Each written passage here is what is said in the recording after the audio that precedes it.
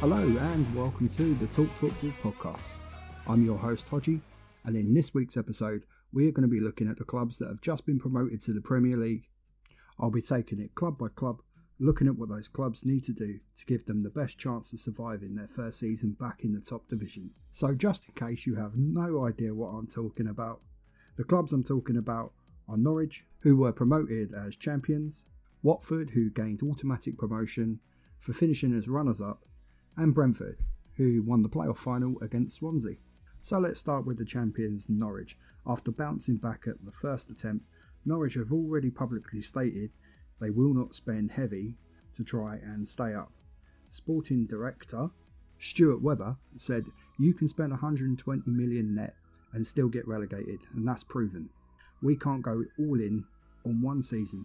If we get relegated, we'll be in big trouble." Now that's a clear message and one the Norwich fans will understand, especially with the club losing out on up to £30 million worth of revenue due to COVID. The squad itself is in good shape. If they can keep hold of what they have, then add a couple of new faces and they'll have a decent shot at survival.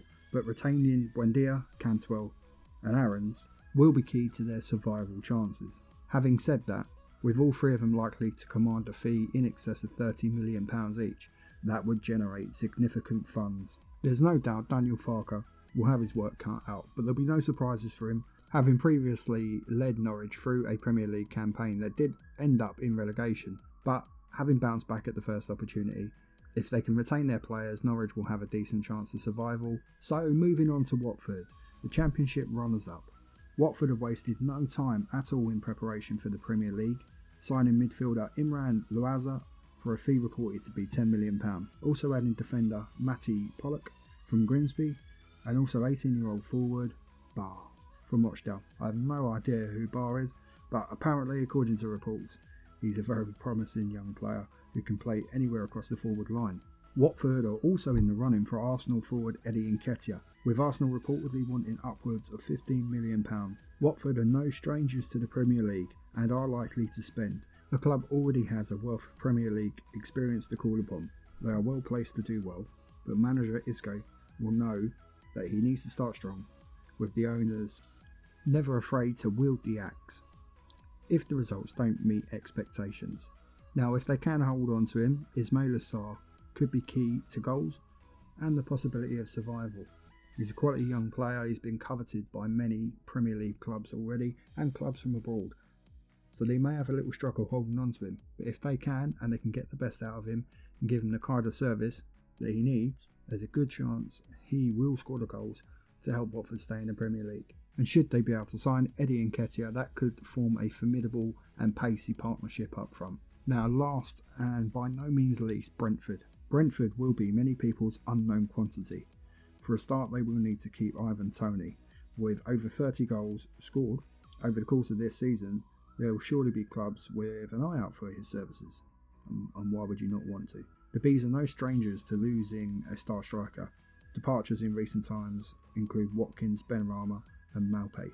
However, financially they are not under pressure to sell, and perhaps potential buyers will want to have a look at Toney and see how he performs in the Premier League before forking out a substantial fee. Thomas Frank will certainly be hoping to keep hold of Toney for the upcoming season at least. Now, towards the end of the Championship season, the Bees suffered a succession of injuries to key players, something that possibly cost them automatic promotion.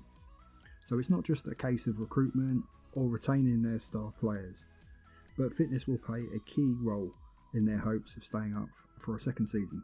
Under the ownership of Matthew Banham, I'd expect the Bees will continue their transfer strategy of identifying players that are undervalued, if you like.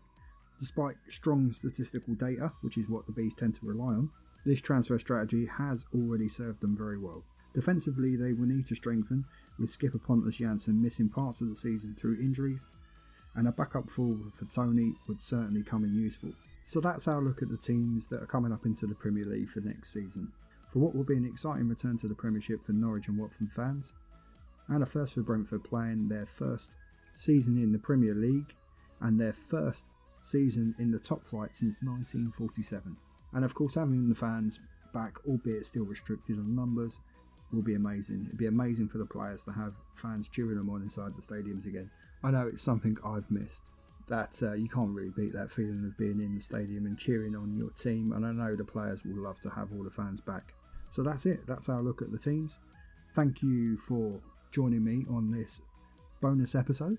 From me, your host Hodgie, and all of us at Talk Football Pod, thank you once again, and we'll see you again on the next episode. Now, don't forget, if you want to get in contact with the pod and maybe even appear as a guest on the show, you can find us on our TikTok channel, which is talk.football.hd, and that's the same for Instagram.